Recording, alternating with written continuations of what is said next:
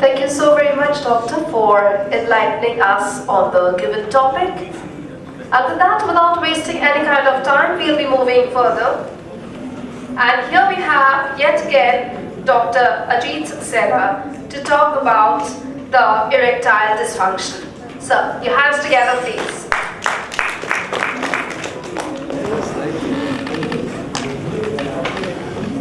Thank you, lady.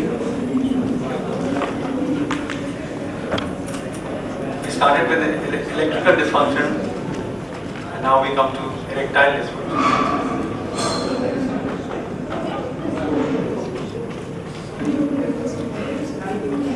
90-year-old man married a 25-year-old female.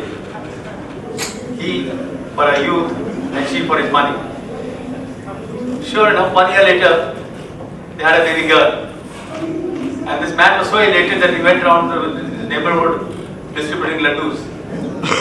Everything was hunky-dory till he met Dr. Dilip Prabhakar.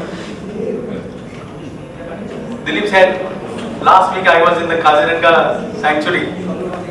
When I saw a lion coming towards me, I opened up the umbrella and dark, the lion died. Impossible, said the man. Someone else must have fired the gun. Dilip said, that's what I'm trying to tell you. Someone else must have fired the gun. But not everybody is that lucky. And we have problems of erectile dysfunction. Before I come on to the treatment of erectile dysfunction, let me tell you about three principles in sexual function. One is the male sexual response consists of 4 distinct stages. There are scientists who would like to analyze even sexual matters. For me, I would rather enjoy the procedure than find these things, but they are there nevertheless. So the first phase is called desire, and then comes arousal and erection, followed by orgasm, ejaculation, resolution, and then comes a refractory period, where no brain in the world can lift the damn thing up. The second point to be remembered is that the decline in coital activity occurs with age in men. So if at the age of 25 years there are about 500 encounters, by the age of 50 it becomes half of that. Now I do submit that there are some exceptions to the rule, as my friend Dr. Dilip. But by and large, as age advances, there is a decrease in sexual function. But the desire does not go down as much as the sexual function. As we can see, that other line on top is the desire line, which comes down much less. And this difference between the performance and the desire is what is known as midlife crisis. So often it results in divorces even at a late stage. Why? Because the woman expects the performance, the man has the desire, but is not able to perform to that level. So my plea to all of you is that if a man comes like that, do not spare the PD 5mm Viagra for a start. This is meant for those situations where the desire does not match the performance. You have to give them liberty. And the third point that I want to make is that the lion, the king of the jungle, can do it in 20 seconds. So all of you who can do it for more than 20 seconds, you are a king. A word about physiology of erectile dysfunction. It all begins in the limbic cortex. This is the hub of the entire thing. So if you are thinking of, say, Aishwarya Rai, no, I think it's Alia Bhatt these days. Fancy, that affects the limbic cortex. Then there are special sensory stimuli which affect the limbic cortex as well. And they impulses go via the lumbar parasympathetic, where nitric oxide is the carrier, causing arterial vasodilatation and cavernosal relaxation. But this is not all. Genetic stimuli, that's the sacral parasympathetic, has to be in order. There has to be proper blood supply, intracavernosal pressure, and last but not the least is the male hormone testosterone, which acts on the limbic cortex as well as the periphery in causing an erection. All these things things have to happen before a man can get an erection, and women don't seem to understand that. A little disturbance gives you a firing at work, and the erection process is gone. That is what the physiology is all about. Now let me talk about the history taking. History taking, a lot of talk has been made of the IIE. We have 25 questions, but out of those only 5 are relevant to erectile dysfunction, and these are the ones that are most commonly used, the SHIM score or the IIE. Right? But it does not address that hardness. And while we men are worried about the length of the organ, women want hardness, and that's more important than the length. So we had a discussion about this on Jeju Islands, 1.5 days discussion. I was part of that committee, where we discovered that there are 4 stages. Penis is larger but not hard. Number 2, penis is hard but not hard enough for penetration. Number 3, penis is hard enough for penetration but not completely hard, and penis is completely hard and rigid. Now we understand this, but how does a patient explain to you that he's got grade 3 or grade 2? So after 1.5 days of discussion, we found that grade 1 is like tofu, which is a very soft food. Grade 2 is like an unpeeled banana. Sorry, a peeled banana. Grade 3 is like an unpeeled banana. And grade 4 is like cucumber. Now if this puts you off all this food, I'm sorry. But this is how the international scoring system is. And in papers, if you mention this, it is very well legally accepted. That it is like a peeled banana, or like cucumber. I was given this talk in one of the cities, another city of India, and the next day, the MR, medical representative, enthusiastic man, he rang me up. Sir, not only were the doctors very happy, the local vegetable seller was also very happy. All his cucumbers got sold out. We'll see about Calcutta. Investigations that are to be done. Primarily there are 2 investigations, serum testosterone, total and free. I do both of them.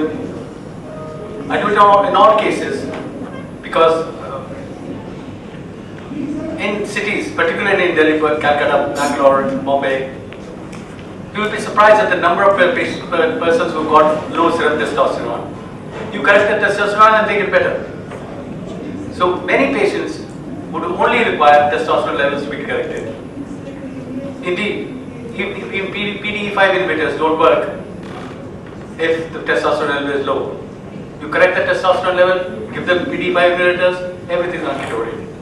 So, for me, I find that testosterone levels are very important to do in all cases of erectile dysfunction. Similarly, andro study, which is an extended form of penile Doppler study. I've been doing it for the last 20 years, but there are some people who believe that it should be done selectively. This is a penile Doppler study, this is a not initial part. This is an ultrasound showing the large cystoles, and there is still blood in the lower part as the diastole. We inject the epivarin 60 milligram, or we can inject a bimix, and look at what happens. It's cystole, but there is no diastole. That's disappeared.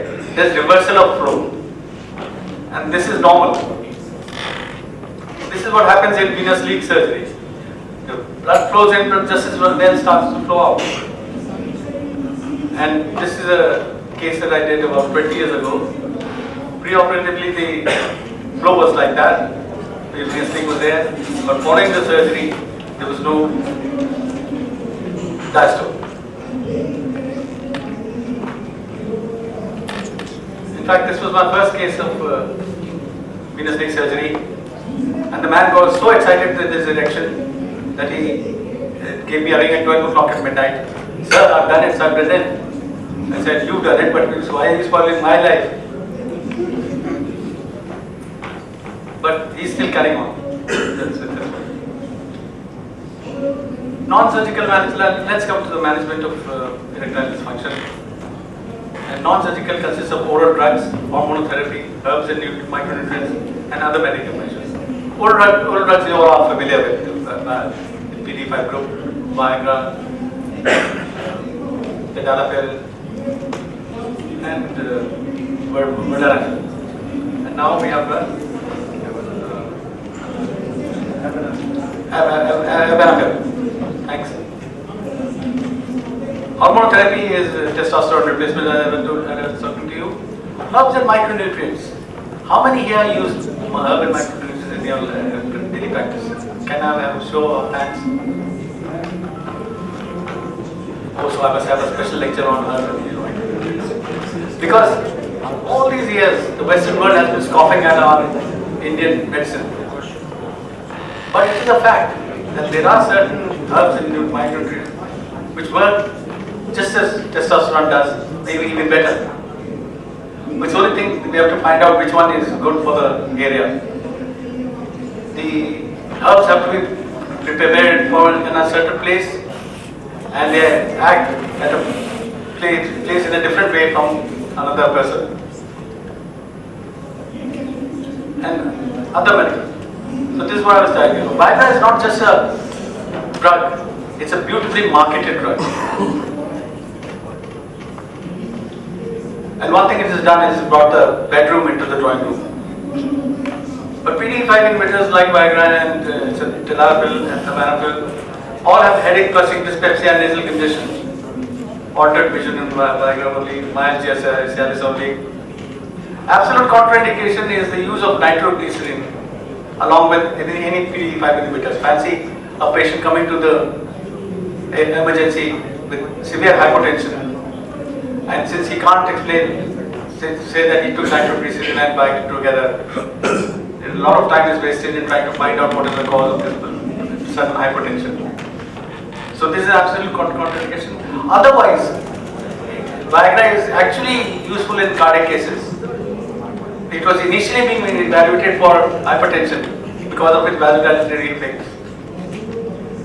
Therefore, other than nitroglycerin, there is no bar on using Viagra and Viagra-like products for erectile dysfunction.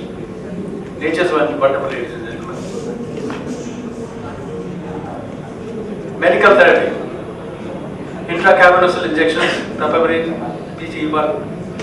Discontinuous rates are high, even higher than 40-50% mentioned here. Vacuum pump devices, venous constriction rings, transurethral aprocitol, Muse system, ointment patches, application of penile, skin, local reaction of milk. All these have been tried, and some of them are still in use and some of them have been given up. Papaverine injection, bimixes are used with papaverine chlorpromazine to reduce the volume of the injection. But I find it barbaric because painful. There is extravasation and inevitable corporal fibrosis. So in the absence of any other modality, one would use it, but not in a sophisticated city like Calcutta, Delhi, Mumbai, Bangalore, dare I say. So I've given a drop rate was very high in my practice, and therefore I gave it up, in spite of the fact that Caberject is now available. Muse. It's got a pellet right at the end. It's a urethral stick, which when you press the button on the top, the pellet is released in the middle urethra. The problem with the Asian population is that most of the middle class or low middle class people have got prostatitis. And these patients have a very irregular uptake of the urethral prostaglandin or pepperberry or whatever. I used to use it in England, and when I was giving it to one of the persons, I wrote news. He said, "Don't give news." I said, "Why?"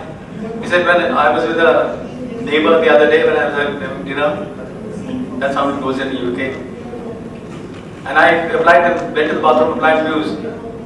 We sat the whole night and nothing happened." I said, "Well, then what happened?" He said, "Not only did I lose the neighbor, I had to choose the neighborhood, I had to go somewhere else. So he didn't want the views. And that's exactly the problem with views. It's very unpredictable. Sometimes it will work, sometimes it won't work. Vacuum devices, there's a ring that sits at the base, and this penis is inserted into the plastic shaft, to which a vacuum device is connected, creates a vacuum and blood flows into the penis. And a ring sits at the bottom to keep it in place. Again, my experience goes back to England. One white morning I was woken up from my sleep and I had to go to the emergency, and I saw this man with black and blue penis matters, with the ring sitting at the base. I said, what happened? He said, me and my partner, we wanted to have a second round, but both of us fell asleep. And by the morning he had a very edematous and swollen penis. I had to call the local carpenter to take his ring out. So if that can happen in an educated country like UK, what to talk about the Indian villages? Cumbersome, inadequate vacuum at times, constriction and problems. This is a very interesting picture because in Japan, in February, they have a penis worship day. We do it very quietly, Shivratri, but this is done openly in that country. Okay, what are the newer advances? One of the newer advances is the ED1000. It's an outpatient therapy, can be given to an institutionalized patient and maintaining low risk of disease transmission. What it does is that we have a probe on top and the generator of electrical waves. Big generator there. You apply the probe to the shaft of the penis at 5 points and give shock waves, low intensity shock waves, and that improves the blood supply because it sets an area of inflammation, and therefore wherever there is inflammation, there is increase in the blood supply. And that's what we want.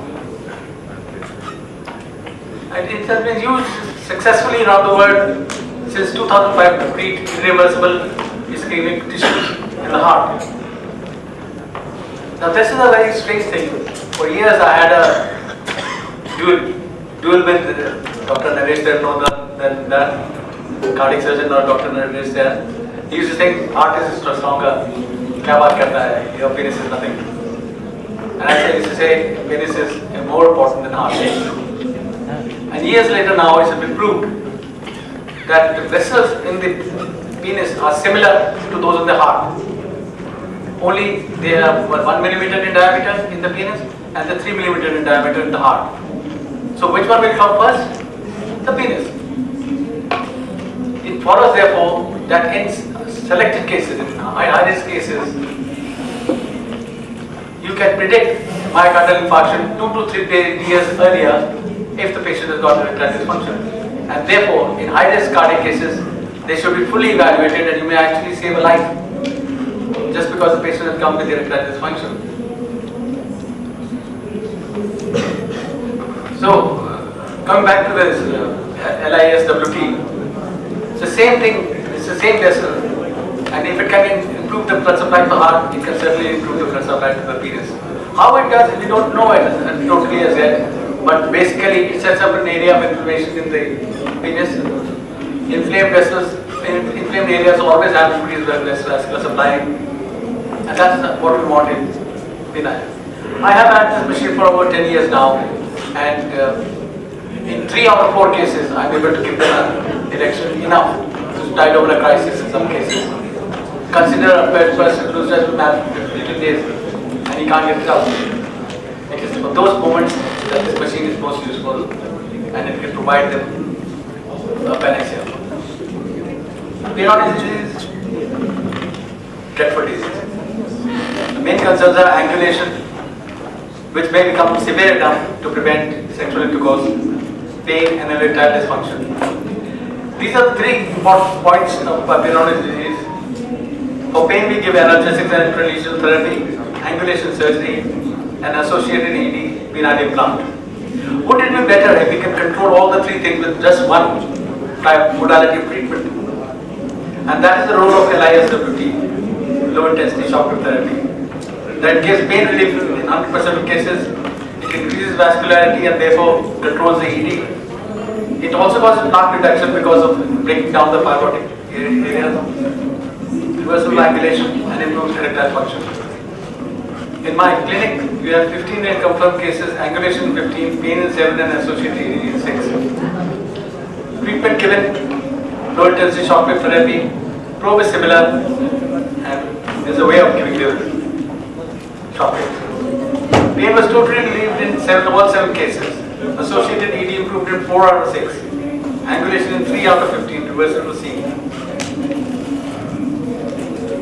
If you look at this penis, it's quite bent to about 45 degrees.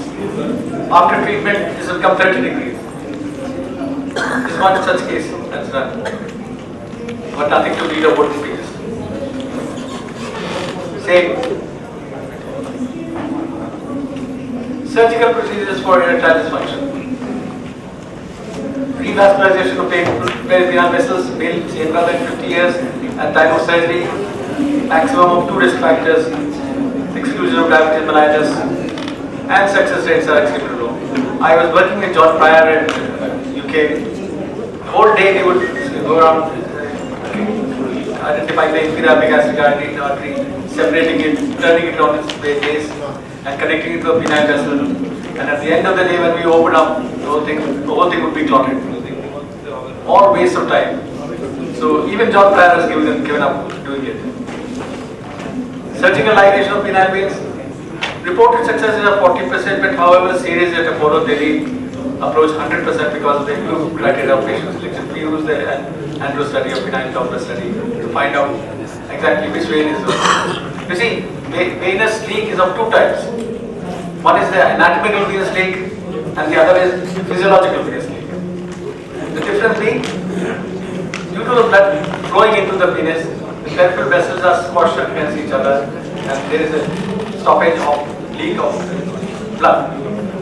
But if the inflow is less, these vessels do not coact, and therefore there is a constant outflow. In these cases, if you do a venous leak surgery, it's going to fail, because the problem is with the artery. The arterial supply is not sufficient. Whereas in true venous leak, the valves are defective. So blood supply is okay, valves are defective. If you remove those defective valve veins, the blood will stay. And that's the difference between the 2 types of venous leak and why the successes are different. And lastly, let's not forget penile prosthesis implantation, which is effective. So venous leak surgery I told you about. How to make the penis as good as that so people can play on it. There are 2 types of implants that are being used.